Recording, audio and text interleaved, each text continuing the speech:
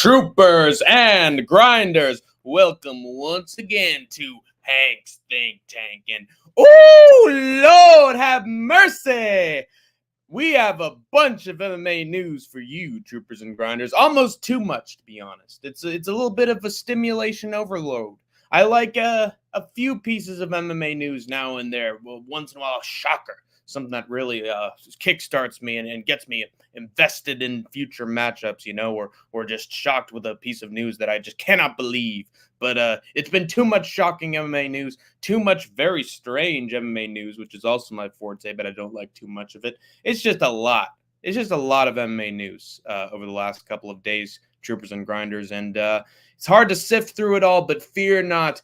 The very psychotic, very mentally troubled war veteran, Hank the Tank, is here to give you a rundown of all this commotion, all this dysfunction in the junction. And I'm going to start with stuff that I just saw literally an hour ago, and you bring it to the people. Here we go. This was from Full Mount MMA, I believe. Dana White recently aired a promo that reaffirmed Jon Jones as the GOAT. Of course he is, the PED cheat. Not the pound for pound, though.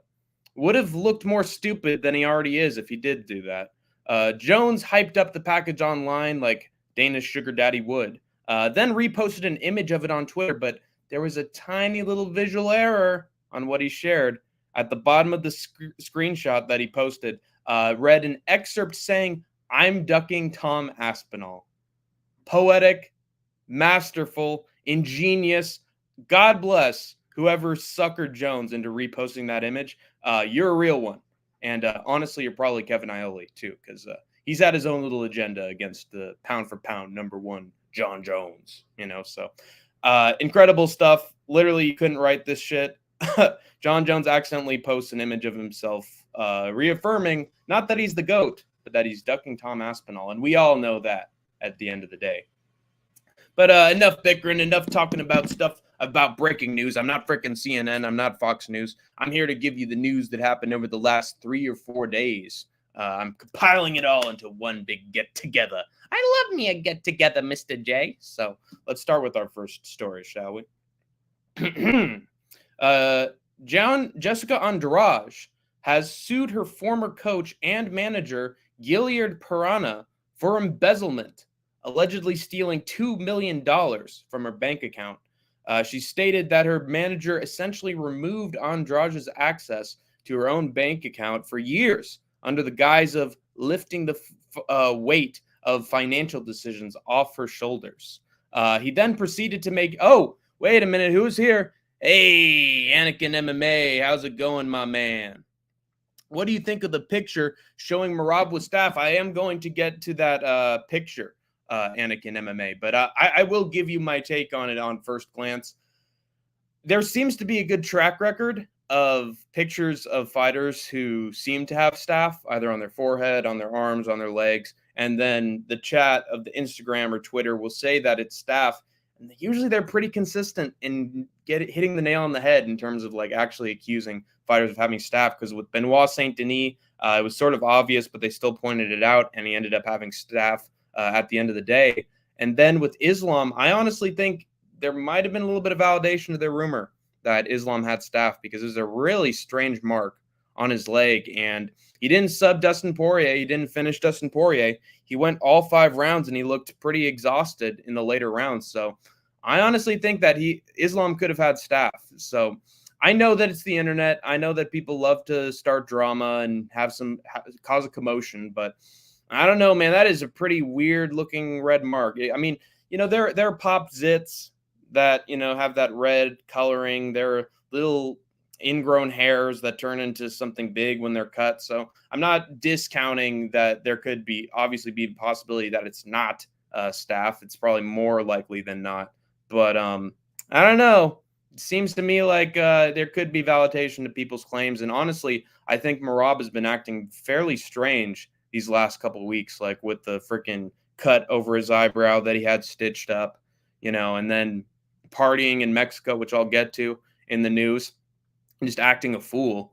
And I don't know, man. Sometimes it's prominent in like political debates where like or political what is it, primaries, when some candidates know that they're losing, they tend to be a lot more truthful, and they tend to like be more of themselves or say things and do things that they otherwise wouldn't be doing if they knew they had a chance on the campaign trail. And I think it's sort of similar to this, where okay, I know that I've got staff and that's really going to reduce my chances going into this fight, but I might as well just fucking play it up and go crazy and be myself before the fight happens and just not have a care in the world because I know I'm going to lose. Just ask Kevin Holland what it's like to have that experience. Ask Ryan Garcia what it's like to play yourself up going into a fight where you're going to be fucking suspended afterwards. Yeah, a lot of fighters and combat sports athletes tend to get a lot more reckless when they know they've got nothing to lose. So I'd say it could very well be staff, and Merab could very well be coping with that fact, but it might be something else. It could very well be something else. There's a lot of red marks out there in the world. There's fucking spider bites, so you never know. But going through, do you want to hear my rundown of the GOAT promo that Dana manufactured for John Jones before I get into my other stories, Anakin? I'll give you a few minutes. You probably left, but it's no big deal. But I do love that profile picture of Austin Bashi got there, Anakin MMA. It's quality, man, quality. That kid's gonna have a future. And he again, like I said before, he is No Chill's little brother. So, it's not like he doesn't have his connections. Let's just move on to the rest of my story. So, as I was saying before, $2 million. Oh, did you see Cody Haddon is fighting Dan Argueta in the Apex? No, I did not know that. But hey, that's actually a pretty good matchup for Cody Haddon, I'd say, in my estimation. Dan Argueta always trying to take people down, but he does not have a lot on the feet. He just bum rushes forward like a fucking Derek Brunson, trying to scoop up the back or scoop up a leg or something. But Cody Haddon is way too, I think, well-rounded in terms of his ability on the feet and in terms of getting it to the ground. So I'd actually say that Cody Haddon has a really good chance against Dan Argueta. When is that? What month is that going to be happening? If I may ask myself. Anyway, moving forward with my story. So her manager allegedly took $2 million from her account, made him disappear while claiming that she spent it all on Amazon and other commodities, when in reality, according to Andrade, she had only spent $10,000 on Amazon. So conflicting reports. According to her, he also fled to Brazil before the suit could be processed in America. Her manager followed up with another interview by claiming Andrade had full control of her earnings and spent some of it on Amazon, but most of it on stupid shit. And we know that Jessica Andrade can act the fool sometimes, and she's not exactly the brightest bulb in the box. So that's an interesting statement from her coach. But most of it was on stupid shit. And then he claimed that she's not 15 years old, which is a very specific age number to be referring to one of your peers or a woman close to you. Very specific age number. Pat Barry or no Pat Barry. That's just a sort of sus fucking statement. This man might be the next Pat Barry. So he might be, tried and sued for something other than embezzlement.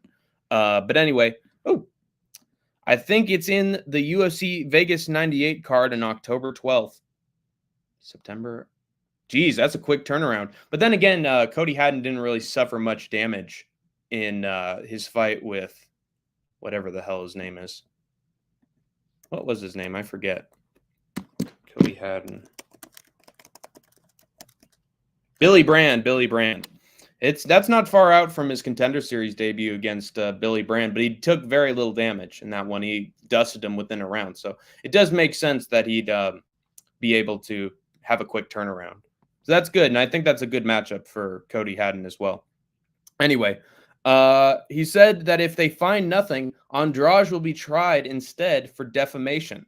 Now, I don't want to come to any conclusions already, but if it's true that Andrade is pursuing a fake embezzlement claim, she's another Devin Haney who fucks over the manager and the team and is just trying to get some money for herself after fucking basically breaking the bank and running out Nick Cage style. But if it's true her coach, in fact, embezzled money, he's an actual piranha, as his name suggests. Man's a piranha, both in terms of his heritage and in terms of who he is as a person. Either way, both of these individuals not looking very good. It's a court case. It's a trial. Justice will be done, as her manager said in his statement at the end of the day, but not looking good for the both of them. And honestly, who cares? Fucking Jessica Andrade is washed. We know that. Anyway, what is going on with you, troopers and grinders? Hit me with your best shot. Give me something I can work with.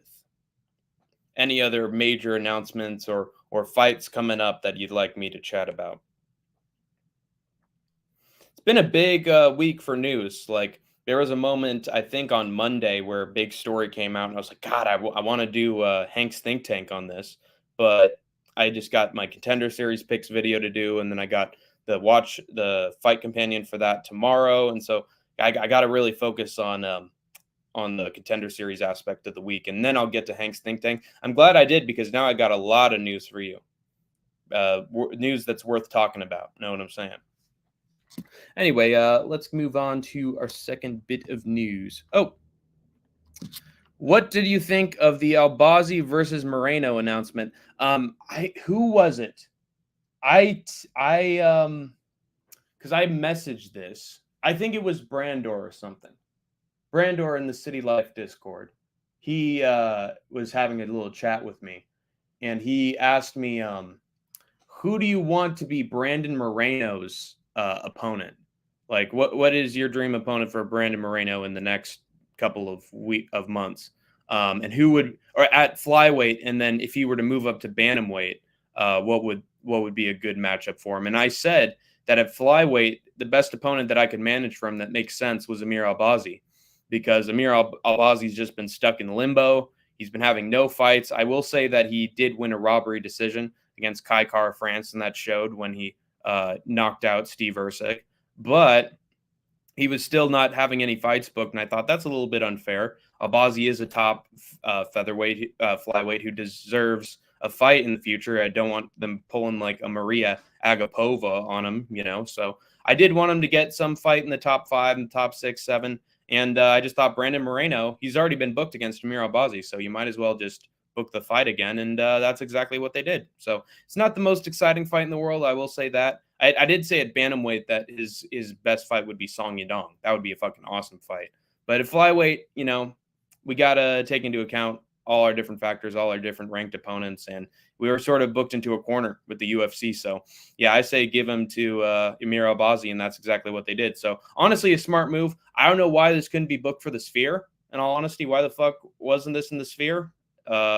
It was, if you're able to book it in the weeks leading up to it, like, you could probably book it, earlier. But it was just strange, But I'm glad that it got booked at the end of the day. I'm excited for Cody Steele. I'm excited for Cody Steele too, because he's had quite a run on the independent scene. He's looked pretty exciting, and he seems like a very plucky underdog and a cool kid. So no Pat Barry, but I'm looking forward to what Cody Steele can muster on Contender Series. Hey, what is up, Sven Svensson? Sven Svensson? Good to see you, Sven. I'm doing fantastic, brother. Hey, Sean Moody, the leprechaun, is here from work. What is up, my man? Sven Vincent. All right. Gang's all here. Penny, old used napkin, and Chip. Thank you, Chip. But I'll do a quick rundown for you guys who just entered the chat. So basically, Dana White, he posted a promo, that he manufactured himself that reaffirmed that John Jones is the greatest of all time, ever. And he didn't say it was pound for pound because he knew that he was wrong. And then John Jones posted a picture of that promo, but he should have inspected it more, because do you want to know what the message at the very bottom of the image was that he used during the GOAT promo? It said, "I'm ducking Tom Aspinall." Are you kidding me? Dude, that was fucking legendary, dude. He didn't have his little magnifying glass like I have. Where you at, Jones? And he didn't see that a fan fucking trolled him with that image. So basically, Jones, he basically ratted on himself, Freddie Gibbs style, that he was ducking Tom Aspinall. It wasn't intentional, but maybe it was subliminal. So yeah, John Jones has admitted live on camera that he is ducking Tom Aspinall totally. You're live in the banquet room. Exactly. Cody Durden versus Schnell. Thoughts? I'm very happy about it because who was Schnell supposed? Oh, he's supposed to be fighting Alessandro Costa, which is sad because I do like Alessandro Costa. I really liked his last performance. Put up a hell of a fight with Steve Erceg too. So sort of sad that he didn't get his own layup against Schnell, but I was feeling bad for Cody Durden against Bruno Silva because Bruno just beat the fucking shit out of him with that big left hand for the comeback, and Cody Durden was doing so well. He was doing perfect in that fight with Bruno Silva. I didn't have a single like weakness or flaw with him. And then immediately Bruno Silva just hit him with the big left hand and put him out. So I feel like it was a miscarriage of justice. So I'm glad they gave Cody Durden a really good rebound fight against Matt Schnell. I think he's going to whoop Schnell's ass. And I like Cody Durden. I really like his grappling. So it's good to see him turn around. It might be too short for him given that he got knocked the fuck out, but it is Matt Schnell, so it's not like he has a chance of getting chinned. I'm tired of him saying Jones is pound for pound number one. When will it stop? It'll stop when Jones is booked against Stipe Miocic, and then Canelo stops boxing, and then Ngannou retires. So you have to wait for all three of those fucking things at once. You got to wait for Ngannou to retire from the sport at age 50, Mike Tyson style. And then you got to wait for John Jones to be done with the sport, for Dana to stop glazing. But I'm hoping that he doesn't, and that basically Tom Aspinall bullies Jones enough that he actually suckers the sucker, of many human body parts, to basically have a match with Tom Aspinall before he leaves the sport. Only then, man, only then. And then once Tom Aspinall fucking knocks out John Jones cold, then Dana White will have nothing to say. Or maybe he'll keep coping like fucking academics with Drake. The GOAT of our sport is a fraud, and he's been from the start, Sven. He has always been a fraud, like literally since 2013, 2014, when he started using PEDs and cheating and having the testosterone of a castrated male. He's always been a cheat. And it's not like, and he's a fraud in terms of his Christianity and his own faith. So he's a fraud, living, breathing, walking fraud in every sense of the world. And that's not even in our sport. That's just in real life. He is a fraud at heart. When Tom destroys him, exactly, Northwest, base Northwest, not that fucking sucker Northwest without the capitalized N. It's Northwest. Northwest with the lowercase n. It's Northwest with the capitalized N. Fucking base Giga Chad Northwest 425. Anyway, yeah, fuck John Jones. Also with Jessica Andrade, she recently sued her manager for embezzling funds from her bank, up to $2 million from her bank. Basically said, oh, don't worry about it. I'm just going to use some of your funds to help you with, marketing and with reaching out to all these different sponsors, and then it'll be great. And then apparently he just spent it a bunch on himself and his own private ventures. And then Jessica Andrade countersued back. There was some weird shit over what she was spending on Amazon, which, what the fuck does that matter whatsoever? And then meanwhile, the manager's like, oh yeah, Jessica Andrade is a fucking idiot. And she is just recklessly spending her money on fucking whatever. So she is terrible. She's fucking Nick Cage. And not fucking Nick Cage, but she's like Nick Cage, blowing her money. Not loader style. And so basically, yeah, they're having a little legal back and forth. And of course, if you want a legal representative to help you embezzle funds for yourself, better call Saul. I'll make sure that not a single cent goes to that junkie Pinkman and that you get to own the entire meth operation. You are the one who knocks, Mr. White. I love you. I adore you, sir. Better call Saul, because I'm fighting for you, MMA nerds. I still stand by that Rays beat Jones. I agree with you fully. At the very least 3 rounds, at most 4 rounds to 1. Fucking beat him up. And everybody who was watching saw it too, and they knew it too. And then when the result came in, everybody fucking rioted. You could say, oh, well, the scorecards had it for Jones. So, it's not like they're owned by the media and owned by the UFC. It's not like they'd say something. It's like not like they'd be glazing John Jones and putting up with his corruption whatsoever. Not like they have Uncle Fester over their shoulders, laughing at them and making them laugh back, Homelander style. Anyway, Anthony Ganskow says, did you see the post by Jones saying that he is ducking Tom? Exactly, Ganskow. I just mentioned that. He's showing the fucking picture of the GOAT bullshit propaganda from Dana White, and then he fucking screenshotted an image of it from a guy who was trolling him big time. So there you have it.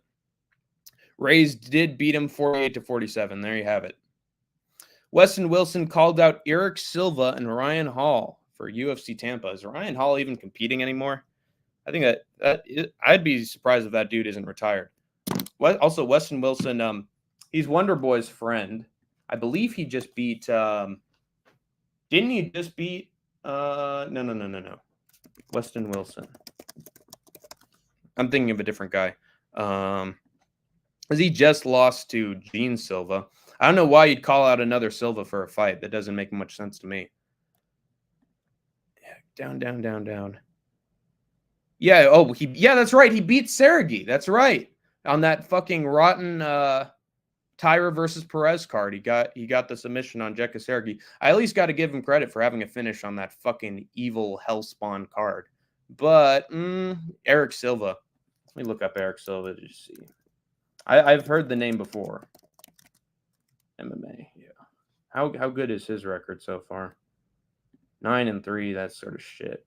Oh no, now I remember him from that fucking goofy Bob Marley ass hairstyle that he's got. Lost to Naimov, lost to TJ Brown from a leg injury. The dude, he could and he lost to TJ Brown, dude. Fucking yeah, Weston Wilson would fucking kill him, dude. If you're losing to TJ Brown, you'll lose to anybody. And then Ryan Hall, yeah, is he retired? He's built for BKFC. Oh, wait a minute. Well, Ryan Hall. Wait a minute. That's the YouTuber guy. That's right. He's the fucking, YouTuber.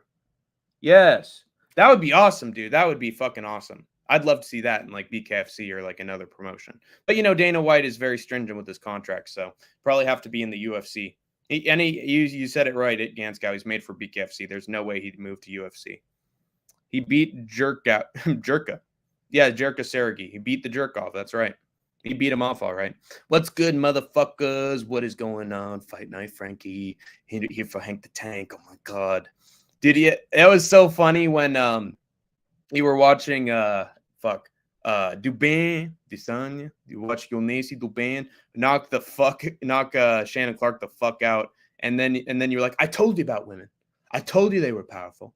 Dude, I told you that women are so strong and they're so cool. I always said that women were awesome. And I guarantee you're talking shit about women for like a whole fucking hour. And like, dude, women are fucking awesome. Dude, they're the best ever. Ryan Hall is recovering from an injury. Shit, dude. Ryan Hall's awesome. Broken. Yes. Fight Night Frankie becoming the brand new Kenny Bigums right before our very eyes. Bryce Hall is who you're thinking of. I was making a funny. Thank you very much, Gan Scout. Thank you. Eric Silva would be better for him, though. I hope you misquoted me a little. I did. I misquoted you big time. Honestly, I don't even remember what your quote is. I'm an MMA journalist, not an actual journalist. Anyway, we move on to our next big story. A wonderful shoe for you, ladies and gentlemen. Great shoe coming up. Dialed. Belal Muhammad. Remember the name? I'm from Chicago, but I should live in Palestine. I'd rather be on the Gaza Strip. But Belal Muhammad calls out Sean Strickland.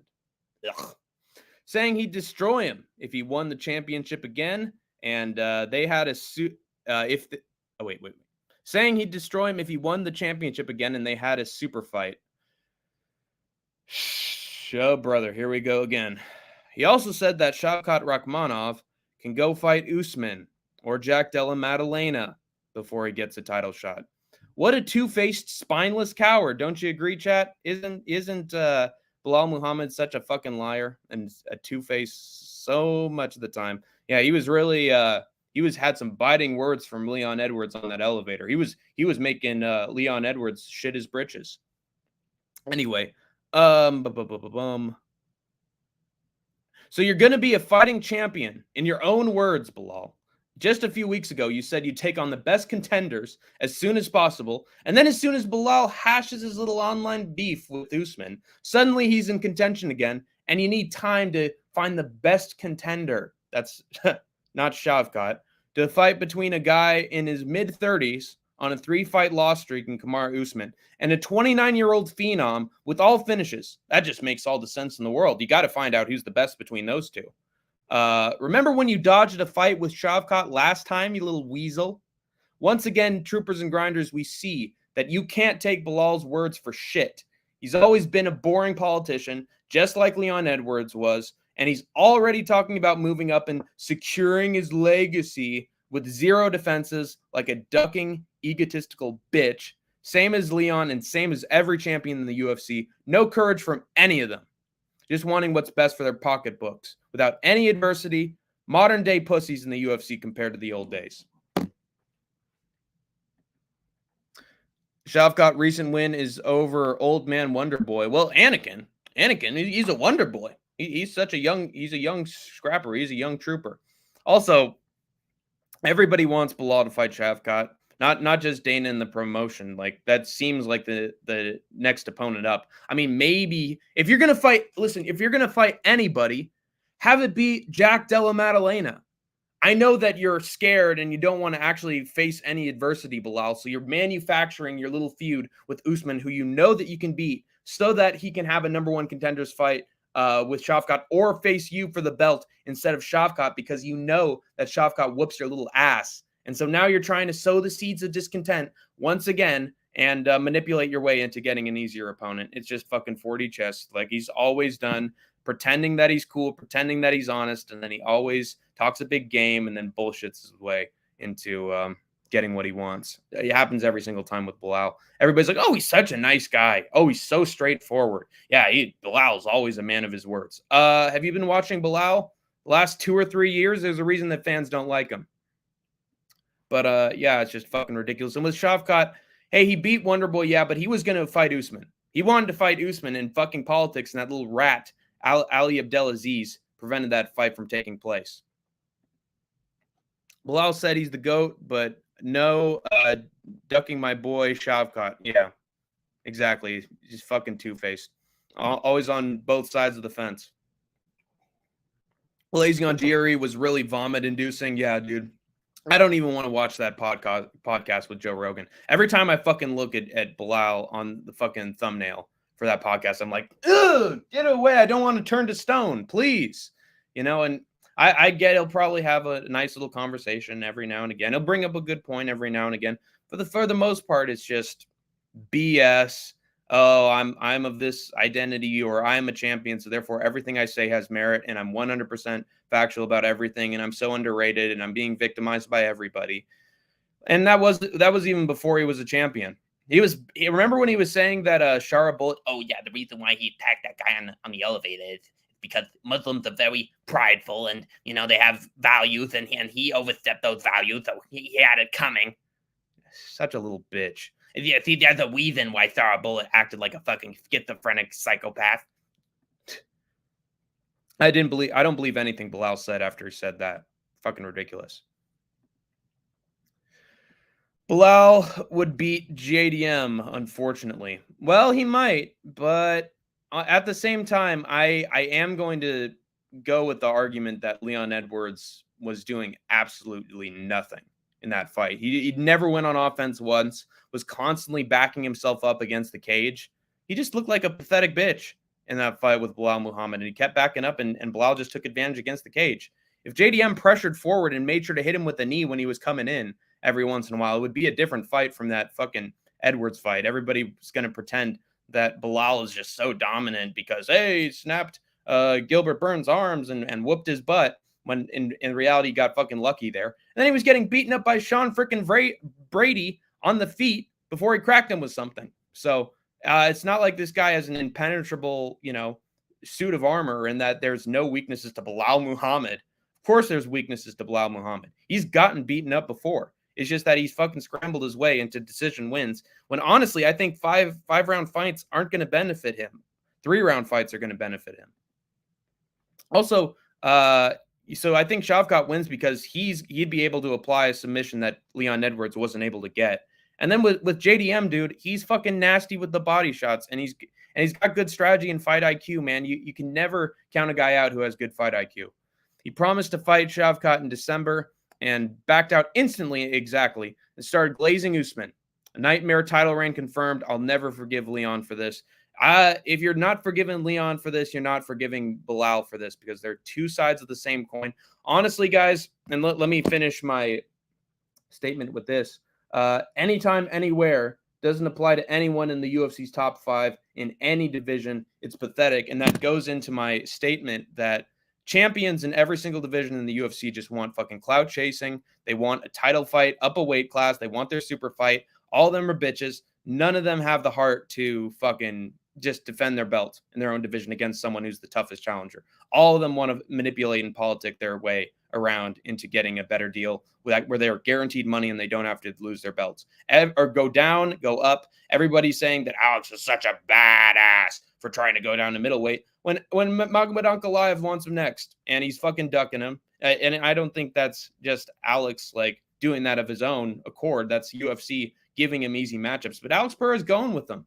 And he's also wants to go down a weight class and fight DDP, and that may be badass. But at the same time, you're still not losing your belt from it. So don't say that Alex Pereira is some great hero because, he might get knocked out. Yeah, if you go up or down a weight class, you're going to get knocked. There's always a possibility, increased possibility, you're going to get knocked out.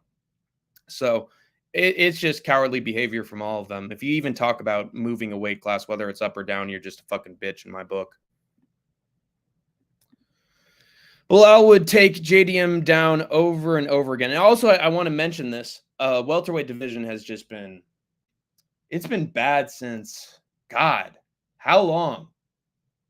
I think it's been bad since like 2016, 2017.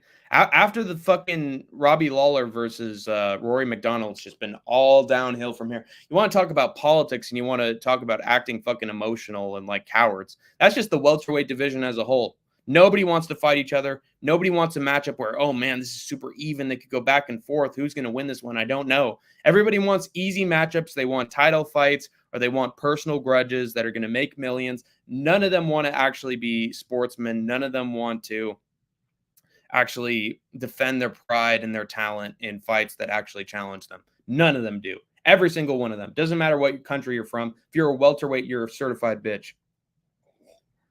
Unless your name's Jack Della Maddalena. That's the fucking diamond in the rough, the needle in the haystack. I'd be surprised if we see that weasel again before March. Yeah, exactly. He would take JDM down over and over again. Yeah, Anakin, but then what would happen? That Jack Della Maddalena gets right back up and knees Belal right in that big fucking nose of his and fucking cuts him open. Or reverses a position. Did you watch his fight with Gilbert Burns?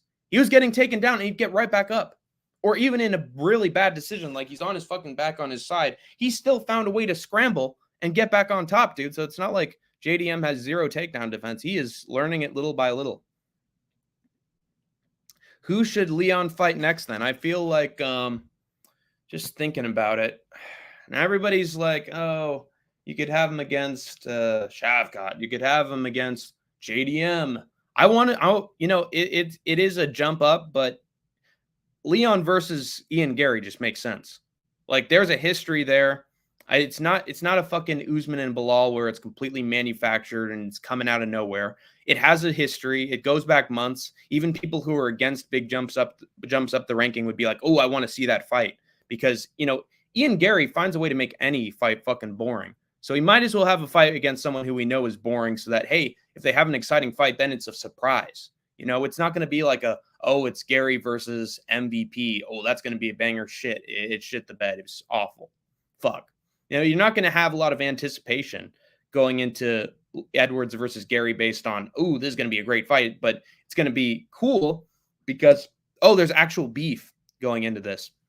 It would actually be good at the press conference. They'd actually pour some fan investment into this fight. So, hey, regardless of the outcome, at least we generated some hype for it, I don't want Leon versus all these other fucking schmucks where there's no beef, there's no talking during promos that really elevates it at all. I would do it for the promotion. Belal is like DDP. I guess, but Belal is... he doesn't have the fucking energy or the power of DDP or the range in the shots. He's not as smart as DDP on the feet. He did really well against Leon Edwards, but he was basically prepping for Leon Edwards for an entire year. So it's not like he's going to fucking be great against somebody 3 months away from the fight, like an Aljamain Sterling. Like, that was Belal at his best, but there is a Belal right in the middle. There's an average Belal out there, guys. And then there's a worse Belal, and we've seen worse Belal in plenty of his fights before. He may be improving, but there's this basic set of weaknesses that Belal has that anybody can exploit. And I think that's honestly a knock on DDP to say he's just like him. DDP always looks to have a great fight, and he's had great fights in his last 3 fights, whereas Belal doesn't have one at all. And he's not just a takedown merchant; the guy can knock you out too. We've never seen that from Belal aside from Sean Brady. I hope Khalil wins. Just imagine how crazy the light heavyweight division would be if that happens. That would be true, I guess. I mean, and it's a kickboxer. I will admit that Khalil Roundtree is exciting as a kickboxer, and he's had some cool finishes, and he does have power, so there's something to be concerned for there. He doesn't do a lot of takedowns, which is based usually. But he's also a fucking crier, dude. And he's just so, I don't know he's so moany sometimes, and just how to put it. He's just always trying to make something that's small into something big, and just throwing temper tantrums, blaming the fans more often than not for things going on in his own personal life and mistakes that he's making. And he's just like, oh, you're not real fans if you don't like me versus Pereira. You're real hardcores, that we would have a fucking banger. And Steve Erceg was never that much of he was never that sensitive about being given such a big jump up for a title shot. He was just like, yeah, I know I don't really deserve this, but I'm going to try my best. And hey, I'll try to put on a good fight for you. And I feel like my style matches up pretty well with Pantoja, and he ended up being right. Whereas Khalil's like, yeah, I'm going to stand and bang. I'm not going to grapple whatsoever, even though I know how to do it. I know how to shoot a takedown. I'm just not gonna. I'm going to be the best kickboxer ever. And he means that unironically. It's not like he's going to fucking sucker Pereira in and shoot a takedown like Jan Blachowicz was able to. He's fully committed to staying on the feet, and he's going to get knocked the fuck out, just like Jamal Hill did. He'll do great in the kickboxing, just like Alex is, and then one fucking left hook, and that sucker's going right down to the canvas. Or a knee up the middle, he's fucking done, dude. So you can't win the stand-up exchange with Alex Pereira. I mean, maybe I'm going to eat my words when they actually have their fight, but good luck trying to out-kickbox the kickboxer Muay Thai guy, But if Khalil is champion, he'd just be like fucking Aljamain Sterling, where you just can't fucking stand this guy. He'd be like Tyron Woodley, where he'd just cry about everything and just project onto the fans for everything that's going wrong with him. Or be like a Joe Pyfer, or a Brendan Allen, where you're just so emotional. And you're just like, everybody has it out against me. I'm such a victim, And I feel like Khalil would just be that as a champion. And of course, there's the necessary, I'm definitely going to move up and fight the heavyweight champion after this. Leon should fight Gary Machado. Exactly, Sven. I completely agree with you. Perfect. Will you be watching One Denver? Yes, I will, along with a lot of other shoes. There's a lot of great MMA going on Friday and on Saturday. I think there's a big show happening on Thursday. Let me look into that. Saturday. Yes, there's Aries FC 24 on Thursday, and the French know how to bring it, dude.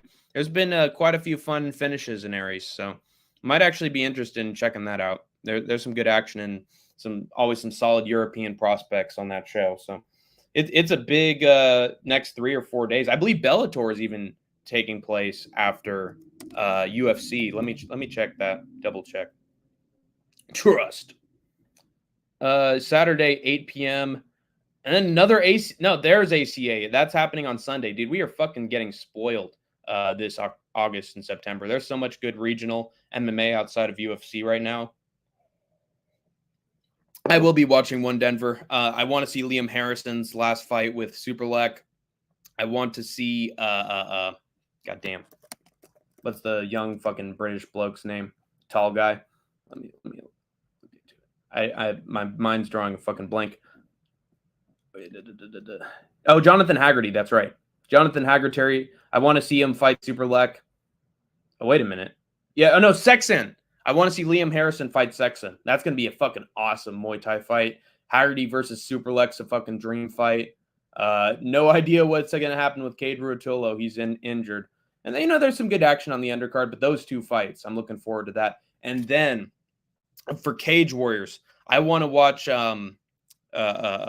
George Hardwick reclaim his fucking throne, dude, as like a great fighter who belongs in the UFC, because he is just fucking brilliant. He's on the same level as like a JDM, in my opinion, because his body shots and his technical ability and his fight IQ is just phenomenal. He and his brother Harry are just fucking great. So I want to see them. I want to see them rule Cage Warriors again and maybe get their UFC title shot. And then an Octagon, dude, Najan, man. What is his name? Afghan fighter.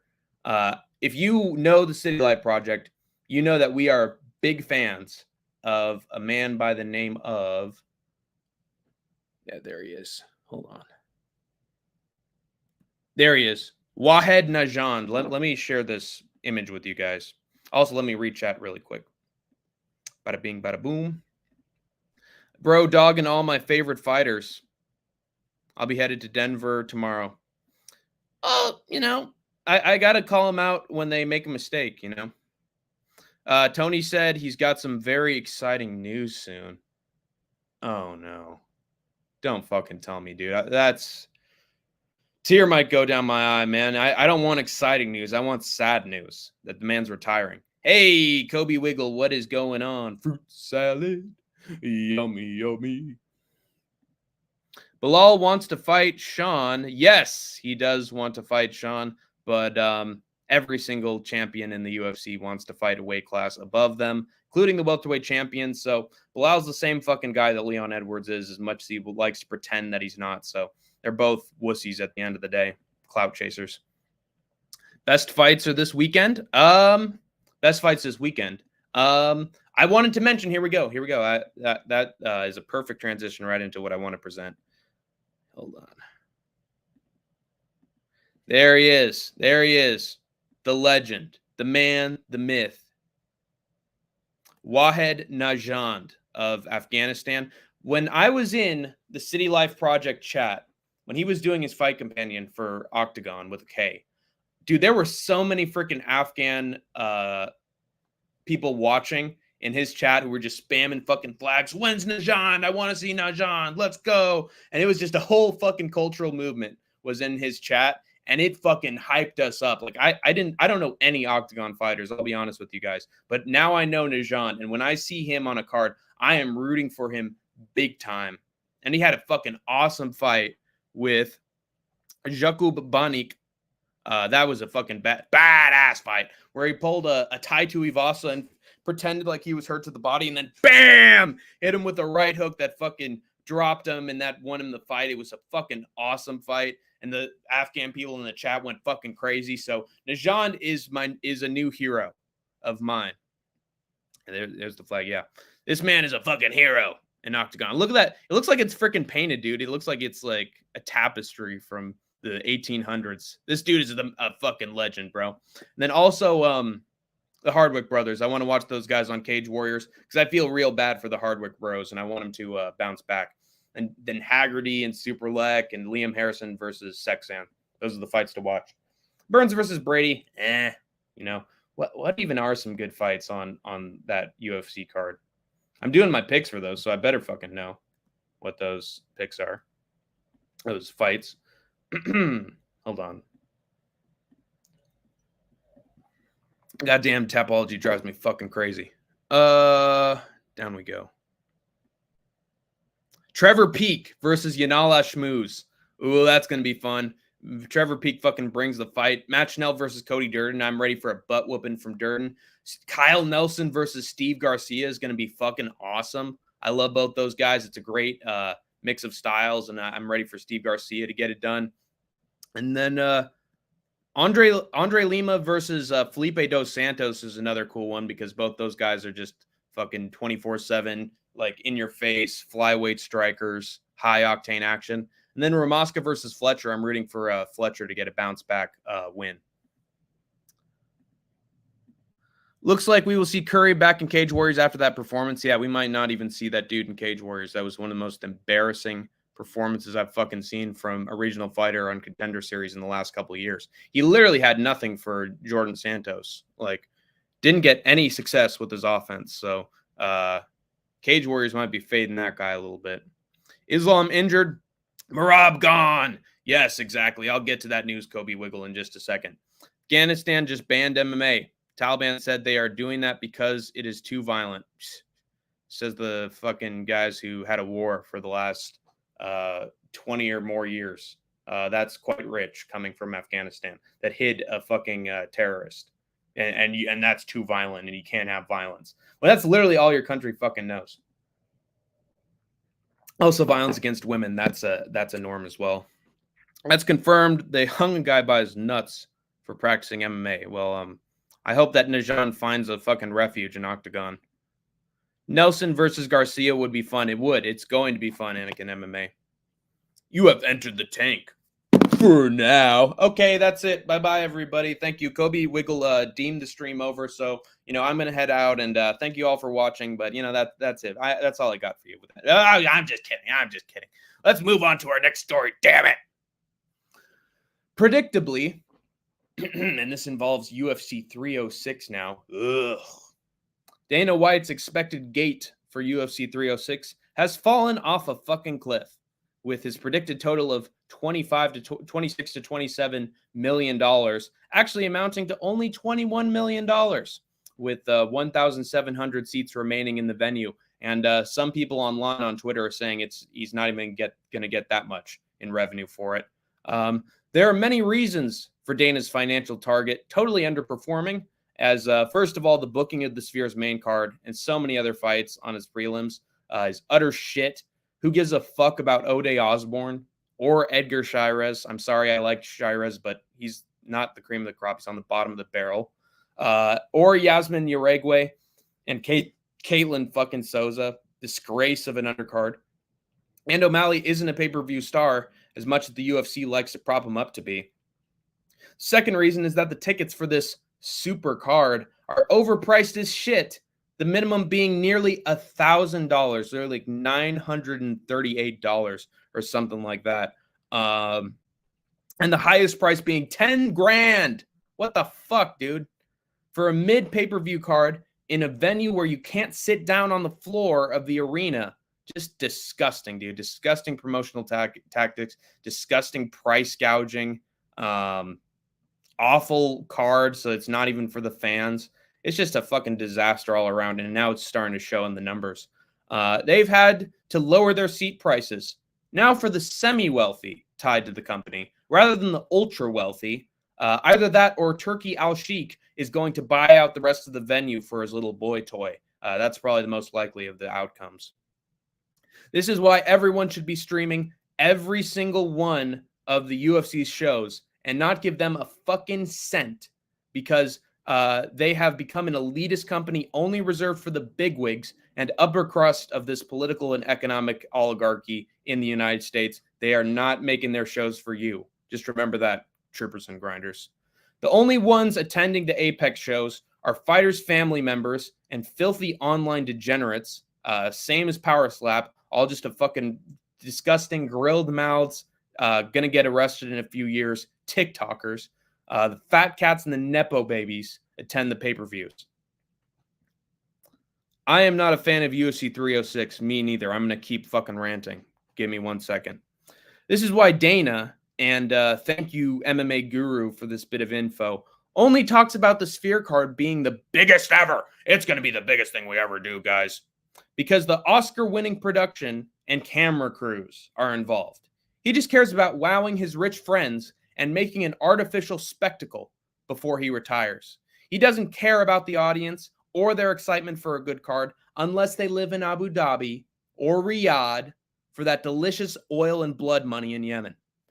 Miles ahead of UFC 306 is UFC 308, and we just have to wake up to the fact that Dana White doesn't want the enjoyment of his American fans anymore, and he certainly doesn't give a damn what the working class thinks. He wants to suck all the life out of the Canelo boxing card that's happening nearby, by the way, in Las Vegas on the same day. Obviously, more fucking politicking to screw over boxing, because that's all Dana cares about at this point. Because he dreams about murdering boxing executives in his sleep, and in his spare time, make UFC an auction product to the highest bidder, rather than an underground badass promotion for the badass fight fans. Those days are long behind us, and there is my fucking my rant about UFC 306, my statement against them, my prosecutorial claim. Base Tank, thank you very much, Svensson. There's my fucking roast. There's another word for my indictment of UFC 306 is a better word.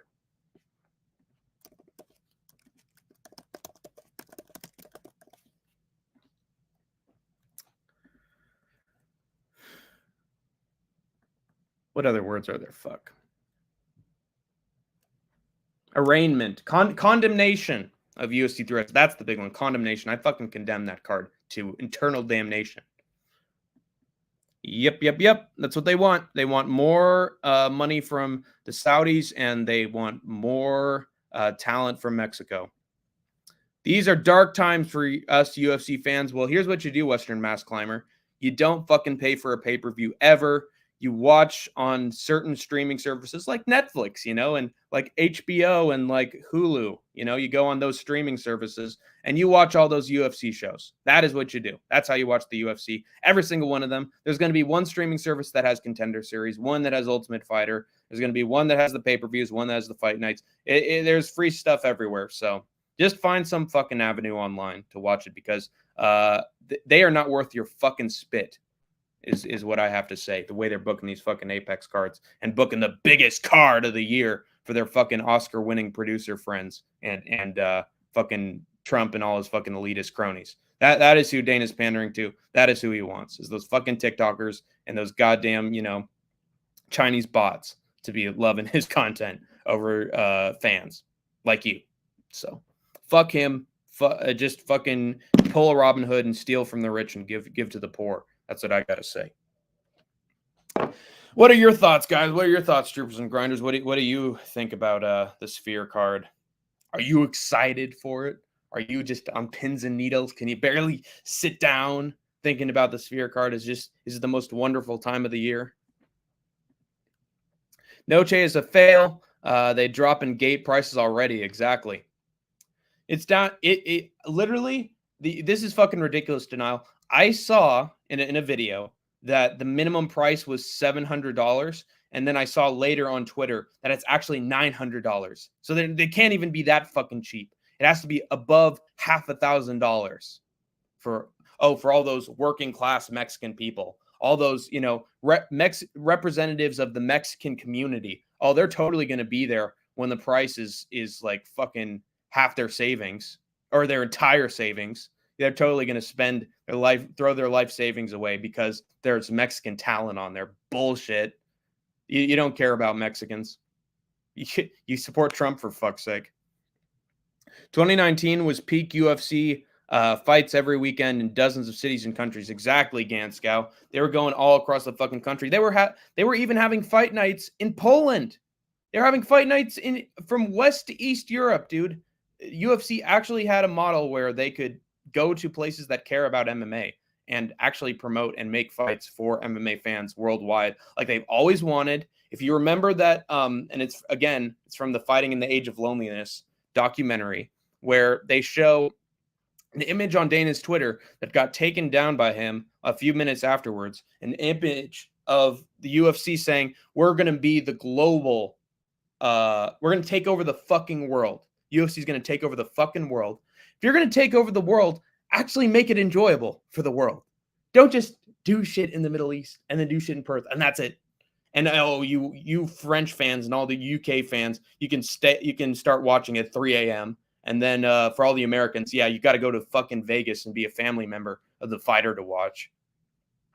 St. Louis and Louisville are basically the extent that they'll actually promote shows. Or Utah, of course, with its horrible elevation. Yeah, we'll go there.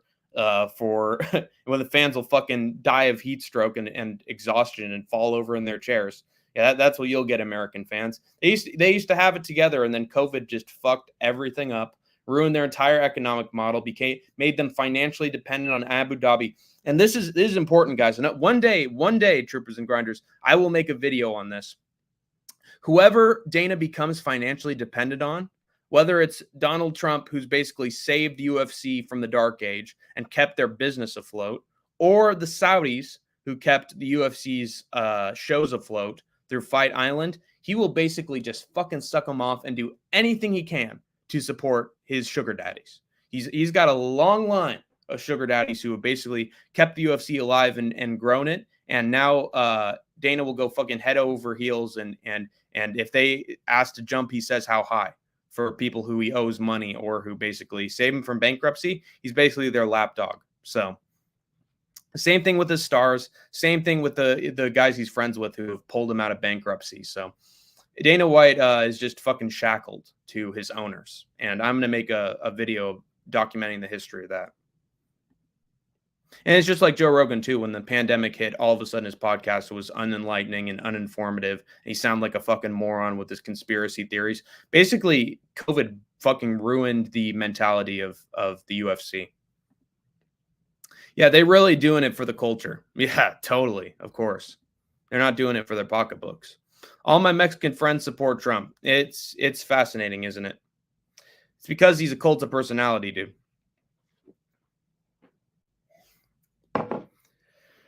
And a lot of it is also just supporting the guy who's winning.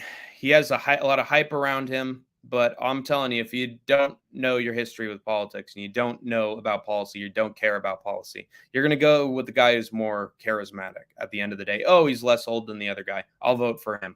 The truth is that most voters in this country, they just and also they'd hate their leader, right? A lot of them would fucking hate the president of Mexico or the president of Mexico now. They're probably members who don't like the female president of Mexico at the moment. Kamala Harris is running, and so hey, I hate her. I hate her. I'm gonna go with fucking Trump against them. It's a matter of culture. It's a matter of what you see in front of your own eyes, rather than looking at policy and the actual substance of what politicians try to do. Nobody does their research. Salt Lake City had some bangers. Yeah, it is true. Salt Lake City has had its bangers, but it's also had its Luke Rockholds versus Paulo Costas. It's had its Alex Pereira's versus Jan Blachowicz. You know, it's had its moments where the fighters' gas tanks just fucking show, and it's a shit show. Interesting. Well, the thing is, guys, it was about time that politics ended up on this channel, because I've been talking some mad shit, in other people's MMA channels. So might as well fucking walk the walk. I feel like Trump is very much respected in MMA communities, specifically online MMA communities, because the truth is, y'all are a bunch of outcasts at the end of the day, socially, politically, economically. UFC is for the people who have been rejected, and they need to find some sort of source to let out their fucking anger at the world and their energy and see something that makes sense to them. What makes sense to them is one person hitting the other and the other going down. They love their violence. They love their escapes because they want something that can keep them away from society that's fucking putting them down. And I don't blame you if society's putting you down. I don't blame you if the wars put you down. I don't blame you if recessions have put you down and just fucking bad outcomes. But the truth is that MMA is often a place for people who just need something that makes sense, because the rest of the world doesn't. And that's it. And Donald Trump is a very simple man with very simple messages, and those simple messages go through. Whereas once you actually talk about policy and the long history that this country has had, the last 50 years, I'd say, since fucking Ronald Reagan and how we got here, most people don't know about that, and they support Reagan's successor, basically. I'm going for the guy who had a better economy for the country. Well, the thing about that is that and I talked about this with No Chill, it's just fucking momentum from the previous administration that's going to the other guy. Obama had a great economy last 8 years. Not a lot of people want to talk about that. We recovered the economy. George Bush fucking flattened it. And then it went over to Trump. And yeah, hey, great. He had an economy that was still growing when Trump was in office. And yeah, it continued to grow. Of course it did. It was on a model that was 8 years in the making. What you don't want to realize is that Trump basically made sure that you didn't get many jobs. He basically cut all your jobs. Like fucking, how many was it? It was like cut 200,000 jobs. And then gave a bunch of tax cuts to his rich friends. He didn't tax you as much, but he didn't tax the rich even more. So basically, he made this a more elitist country. And then there was already inflation, and the U.S. was already heading towards a recession before COVID even hit. We were already fucking on the fucking ropes before COVID hit, and not a lot of people want to tell you that. What Paul versus Rockhold was incredible. Well, it was incredible towards the end, but I think you missed the first 2 rounds of that. Wars, Biden ended wars. He got us out of Afghanistan, stupid. Wars that gave my dad PTSD, the same PTSD that made him take attempts on his own life. Okay, well, you're reeling the personal aspect of it into it. Okay. And then I understand that. Yeah, that definitely connects. But what specific wars? He wanted to get us out of Afghanistan, but that only happened after his presidency. Also, he sucked up to some warlords as well. So, I mean, I'd have some fucking mercy for the people in Eastern Europe and Crimea who basically were allowed to get fucking bullied by Putin because Trump did nothing.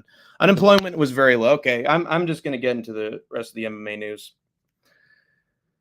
Islam Makhachev seems to still be injured, with a video of him wrestling a kid, no Barry, presumably in Dagestan, showing his hand still bandaged up a few months after he posted his injury following his fight with Dustin Poirier. This interim lightweight title fight that's presumably in November and December that has been going around for the end of the year just doesn't work with the timeline of the division in any conceivable way. Oliveira's booked. He's been tweeting a shit ton recently about an upcoming fight, supposedly against Colby Covington. Justin Gaethje's still recovering from his knockout loss to Max Holloway. Poirier's been called out by Dan Hooker, so he's not booked for anything. And he lost his championship fight just to Islam Makhachev a few months ago. Michael Chandler wants to fight Conor McGregor, and him alone. There is no worthy contender, in my view, to fight in December against Arman Tsarukyan right now. And even he's refusing to do his anti-bullying PSA in order to fight again. So Arman's fucking caught up as well. That whole division's a fucking mess, in my opinion. I'm practically writing its obituary right now because, in my opinion, it's fully dead. No 2 ways about it. There is only one possibility I see for this interim title fight, if it does in fact happen. I would book Arman versus Gaethje, as Gaethje didn't lose to a lightweight in his last fight against Max Holloway, but a former featherweight in Max. Then again, maybe Dan gets super lucky and gets booked against Arman Tsarukyan because the UFC rankings have no rhyme or reason, and Dana and Hunter are just throwing fights together when it pleases them. Hi, Roundtree. Fuck you. Either way, not looking forward to December. What are your thoughts? I feel like it's really ridiculous that they put together an interim title fight just because it seems like nobody's active. Nobody actually wants to fight each other. Again, it's sort of like welterweight division. There was a time where the UFC lightweight division was actually made sense and there were exciting fights and nobody was out of commission. But now it just seems like everybody's out of commission. All the old heads are still in the top 5, and they only want to have money fights. They just keep the weights. They just keep the contenders in the top 10 to top 15 down. And it's just a terrible system at this point. Too many fights that aren't being thrown together, that are just being teased, that are having fucking rivalries that never culminate in anything. Now fucking Covington's in the mix, and that's crazy as well. And even if like Charles Oliveira beats Colby Covington, if they have their fight, he's not going to be having an interim title fight after that because he beat a welterweight. You know, it's just I hate the lightweight division at this point. I hate what it's become. Like there's no guaranteeing any fight. Dana just did an Insta Live. Guess how it ended? Tell me, Western Mass Climber.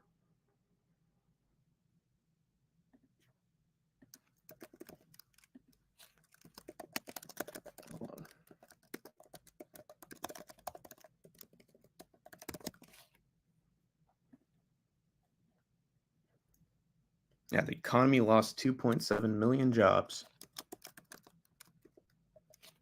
The unemployment rate increased by 1.7 percentage points to 6.4%. I'm pretty sure the unemployment rate is at 3% now. So it was low, but not as low as it was before. Guess how it ended? Colby, 3-time title challenger, failed. I know, it's fucking ridiculous, isn't it, Juiceman? And honestly, his third attempt was the worst of all because he didn't even look like himself. He didn't even try to win that fight. Yes.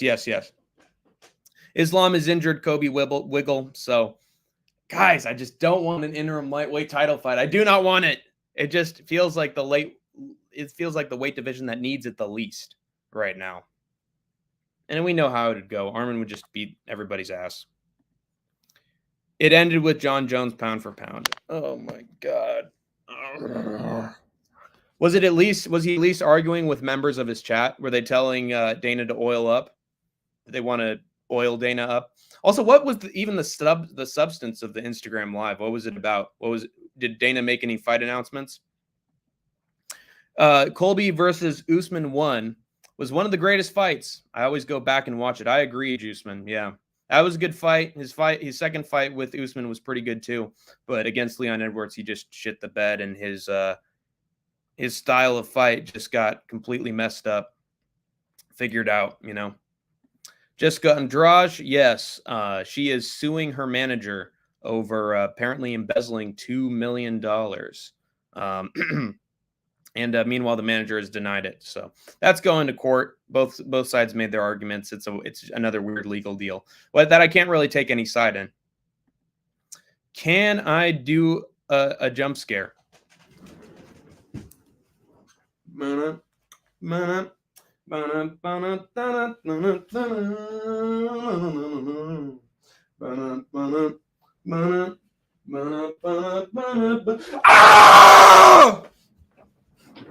All right, there you go. There's your jump scare.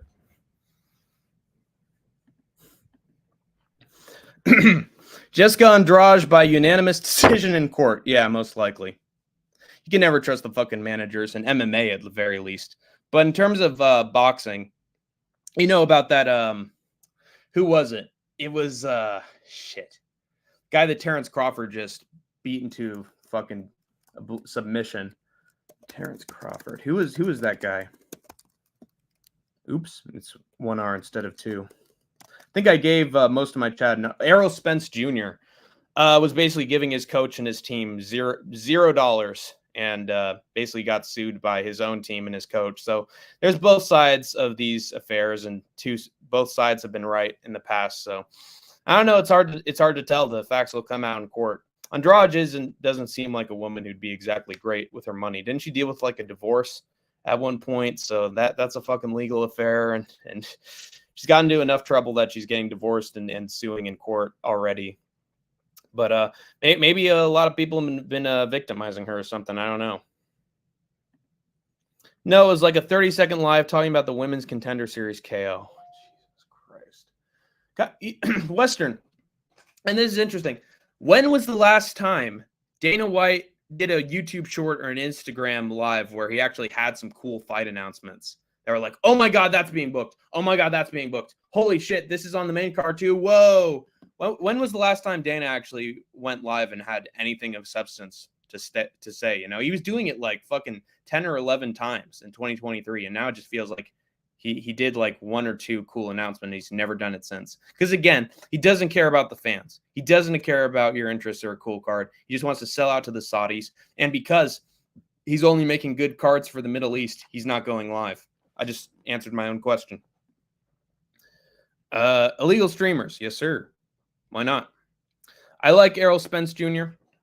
And yeah, he's fun. He's a cool kid. But the thing is, Juiceman, you just people have got to reap what they sow. You got to judge boxers and athletes for their character and what they've done in the past. And the truth is that Errol Spence has just sort of grifted his coaches and his team a little bit. As cool as he might be in like public appearances and, just how just relaxed and a nice guy he seems on camera, like, a lot of these guys have dark sides, and you just got to take into account what they've done in their past. Just like fucking Tank Davis, just like Ryan Garcia, they're all scumbags at the end of the day. I haven't heard anything bad about Terrence though. He may have said something else, but basically, Contender Series KO by a woman, and John Jones is him. John Jones is not him. Gene Silva is him. Get your facts straight. I'm saying that to Dana, not you. Sorry. Basically, you tell you about a woman. John Jones is him. Yeah, I'm fucking bullshit. Yeah. We already saw you glaze her like a million times on the Contender Series. You had her stand right fucking next to you in that Dana's announcements for who gets contracts. Just, okay, we get it.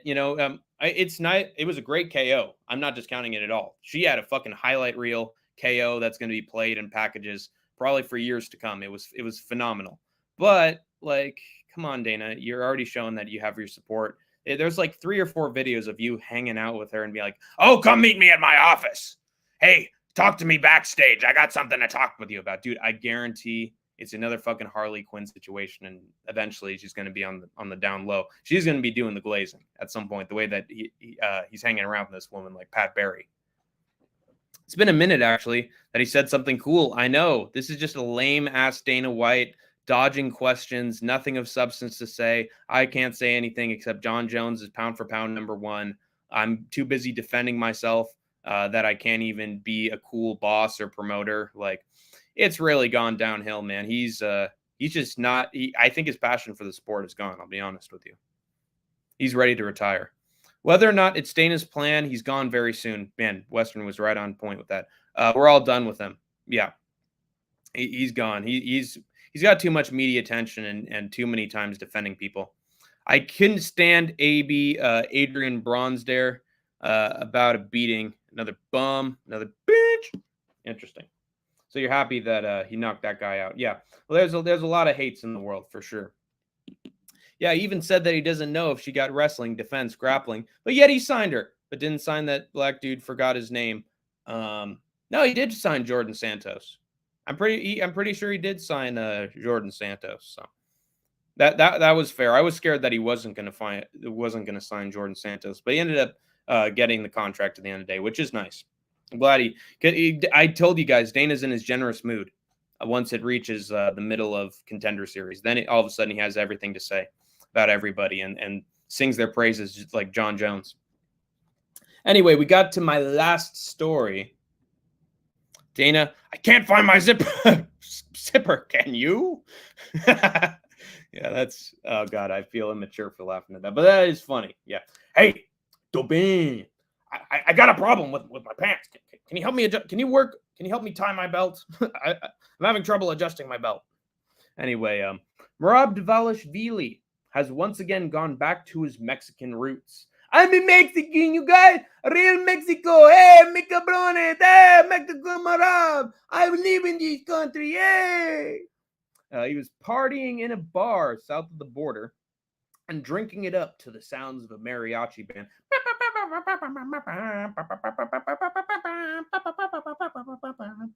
When will next live BBE after this? It'll be tomorrow, troopers and grinders, as me and the Idaho Statesman to my left, we will be discussing our preview and predictions for a lot of regional MMA that's taking place this weekend, including Aries FC, including Cage Warriors, including UFC, including ACA, including the fucking Canelo boxing. Oh, no, that's not happening. Including Bellator series. Oh, my, all that good stuff. Am I missing anything? Let me check. God damn, there's a lot of fucking... Oh, and one. He was number 168, I think. Here it is. The Haggerty versus Superlek card. We're going to be discussing all of it tomorrow. Either in... is that staff rumor true? Well, I said this earlier on stream, but a lot of the chat that is talking about staff tends to be correct at the end of the day. They may not be the best analysts when it comes to like dissecting and visualizing staph or infections. They have been wrong in the past, but with Benoit Saint Denis and with the Islam staff, I feel like they were both right. They were right on both counts. So honestly, I'd expect that rumor to be true as well. It sort of explains his ridiculous behavior. Hey, the leprechaun Sean Moody is here, and he's coming into that cage in the NOFC, and Hank the Tank will be destroyed. I'm going to stuff him in my pot of gold and piss it gold. Anyway, good old Sean Moody is here. Sounds of a mariachi band. MMA Twitter exploded following this, with some saying the UFC 306 main event will get pulled after Merab missed weight or stoked the Nevada State Athletic Commission's fury in canceling the fight over his multiple potentially fight-canceling tactics, like filming himself with a giant cut over his eyebrow and getting drunk a week away from fight night. Others said the video might be pre-recorded. Merab could be faking and drinking water in those beer bottles he was downing. That's getting a little bit too much, in my opinion. Or it's all a show, and he's just getting some strike training in Mexico before his fight with O'Malley. That I think is true. I think he is training in Mexico. You want to ask my opinion? I think Merab's a bonehead and a spastic crazy person, and he's been so for a while. So I can easily see him doing something like this before the fight of his life. He's done crazier shit before. He literally did something crazier a few weeks ago with this filming of a cut over his eye. Good old Sean Moody. Anyway, so in a rare instance of being aligned with Dana's thought process, I think Merab's an idiot, an entertaining idiot, but an idiot nonetheless, along the same lines as a Khabib Nurmagomedov, a Jorge Masvidal, or Kevin Holland, where they're always fucking starting shit and doing something reckless, and or John Jones, and cutting events, canceling events, doing whatever they can to potentially sabotage their own hopes and dreams as well as the companies. They're just some of these fucking guys who you got to lock in the nut house and throw away the key. Anyway, here's hoping the fight doesn't get pulled, but sadistically in the back of my mind, I sort of hope that it would be great if it did get pulled, so that half of UFC 306's audience canceled their seat reservations, and the Sphere venue is just an emptied out husk of its former self. And Dana's legacy is the promoter who made the Sphere look like an abandoned Chuck E. Cheese, where a kid can be a kid, where you can get some CTE. A man can dream. Ooh. I'm doing fantastic, Kobe Wiggle. I'm doing great. I'm a little exhausted, honestly. Guys, I am setting the record here. This is the longest Hank's Think Tank there's ever been. So you guys are lucky that I went over the limit, and that I'm like fucking Metallica, and afterwards the crowd's like, encore, one more, and then I fucking nail the encore, dude. I'm here for all my troopers and grinders, 24/7, baby, back-breaking work. I go all out for the fans. And plus watch hours. That's nice. I will admit the watch hours are pretty good. But I do it for you, troopers and grinders. And I do enjoy streaming. I love talking with you guys. My editor's note for this story, literally popping up an hour ago, is that Merab might have a staph infection going into his fight with Sean O'Malley. He posted a selfie of himself pushing his new merch, and there was a big red dot, an encompassing bump on his left arm. And when the comments say it's staph, they're usually not wrong, is what I said. Most of the fighters who have had those blotches on themselves during photo shoots have underdelivered in their fights, like Benoit Saint Denis and then Islam Makhachev when both fought Dustin Poirier. The diamond tracks staph like a skin bacteria, I'll be honest with you guys. So who knows? Maybe Merab's cardio might just run out earlier than we think against O'Malley, and that's why he's drinking and showing videos of that cut over his eyebrow.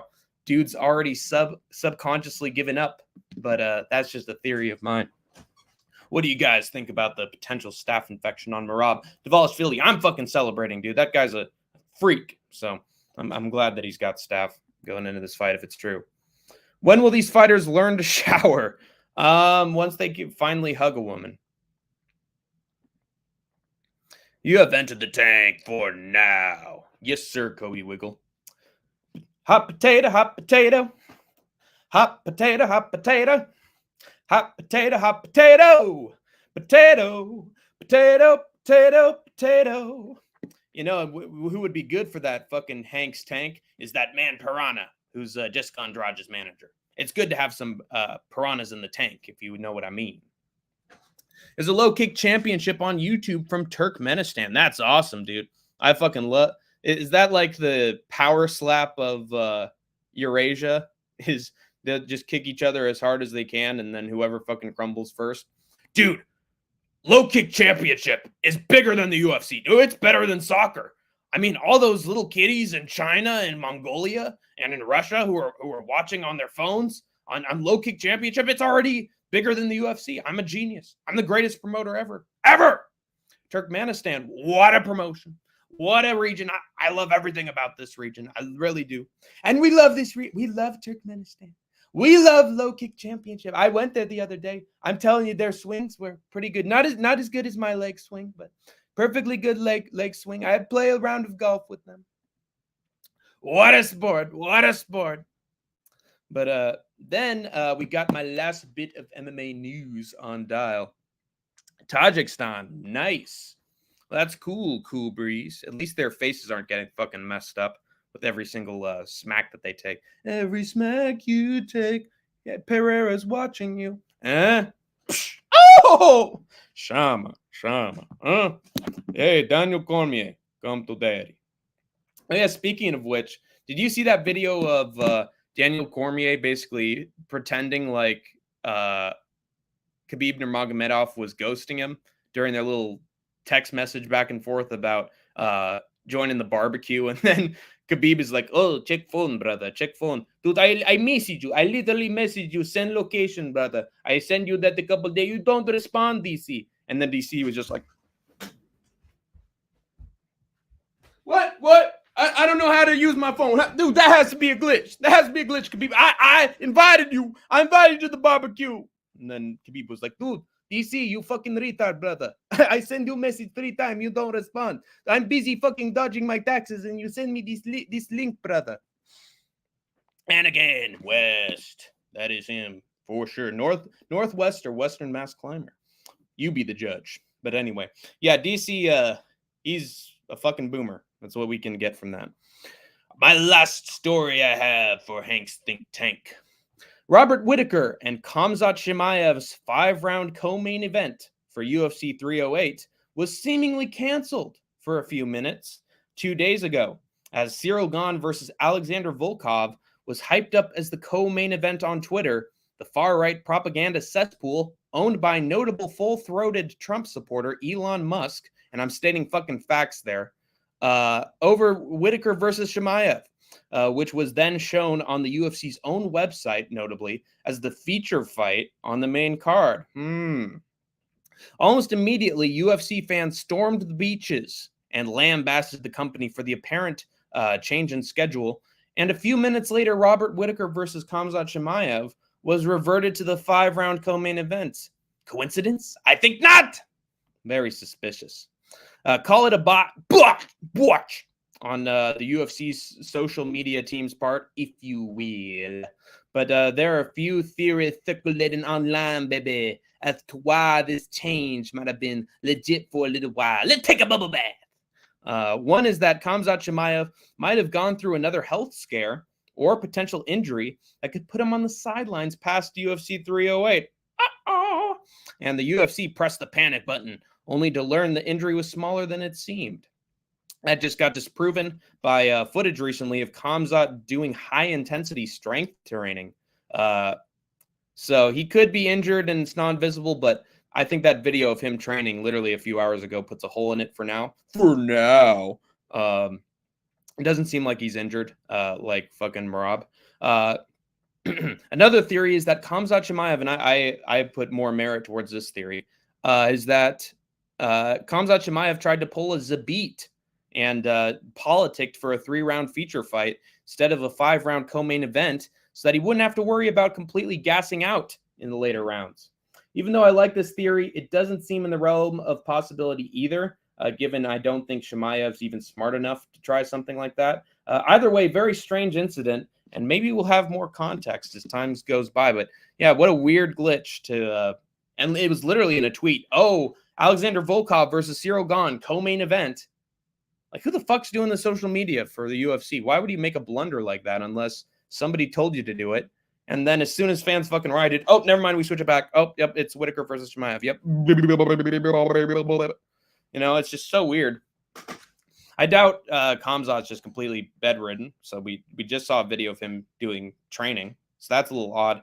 But yeah, I honestly think if there's a theory that's of any merit, it might be that Khamzat tried to, or Ali Abdelaziz or somebody with that fucking dictator, basically tried to make it a 3-round fight so that Khamzat wouldn't gas and so Whittaker wouldn't knock his fucking anorexic ass out, you know, his immunocompromised ass out, which makes sense. It would be a smart move, but it would also be a corrupt move, in my opinion. Mexican dismay, I agree. That man ain't no Mexican. Can you do the thumbnail cover?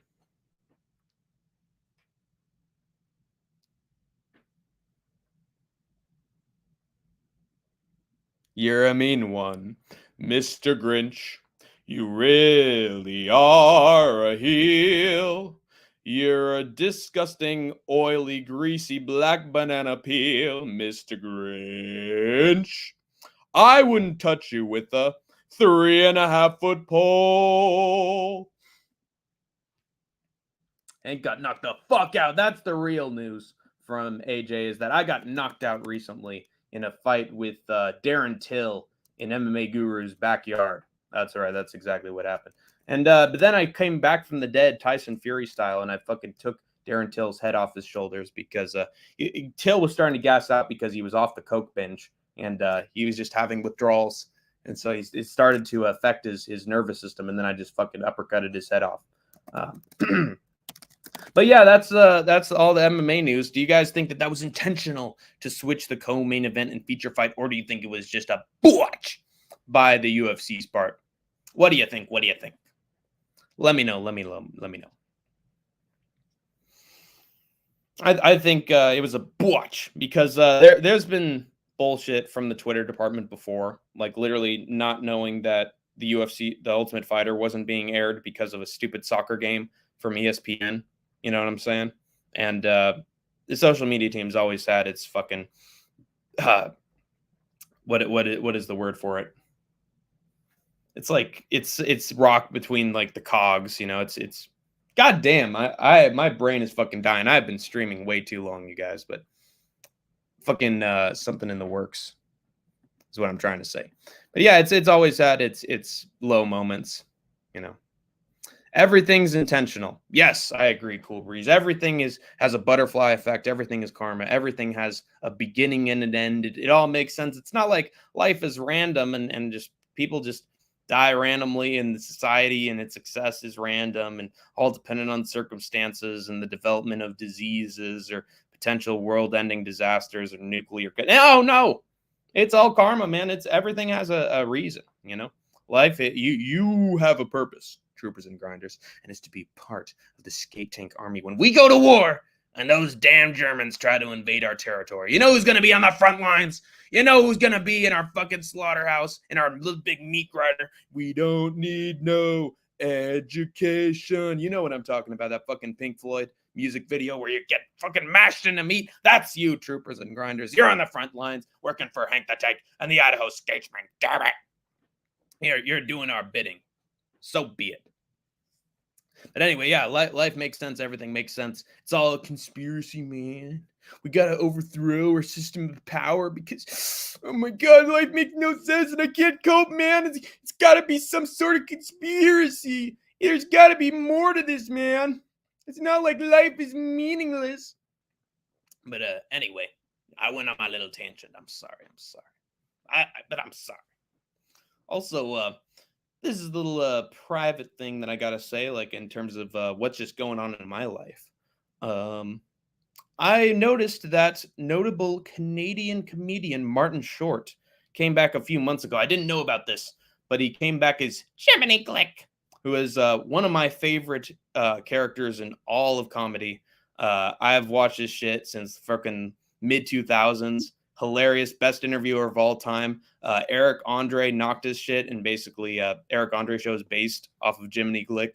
And so I loved Eric Andre show, and then I learned about Jiminy Glick, and dude, my fucking fandom took off for Martin Short. He was recently on Only Murders in the Building, which is another solid show, where he showed that he's actually a really good actor. So, you know, it's great to see Marty Short back. The man is 74 years old, by the way, and he's still fucking wearing a fat suit that would give anybody fucking heat stroke.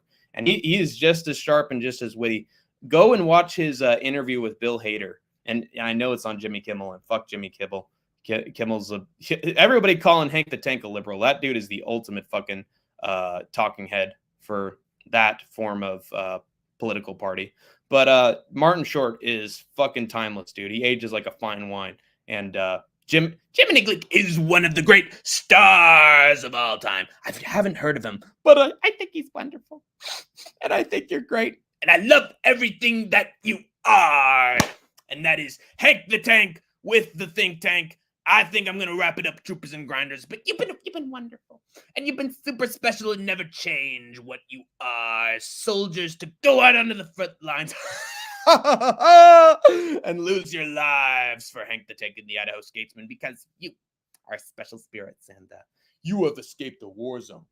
For now, you're a mean one, Mr. Grinch. You really are a heel. You're as cuddly as a cactus. You're as charming as an eel, Mr. Grinch. You're a bad banana with a greasy black peel. You're a vile one, Mr. Grinch. You got termites in your smile. You have all the tender sweetness of a seasick crocodile, Mr. Grinch. You're a foul one. Your friends, you don't have none. I wouldn't touch you with a 39.5-foot pole. You're a monster, Mr. Grinch. Your heart's an empty hole. You're a goner and a liar. You've got garlic in your soul, Mr. Grinch. There.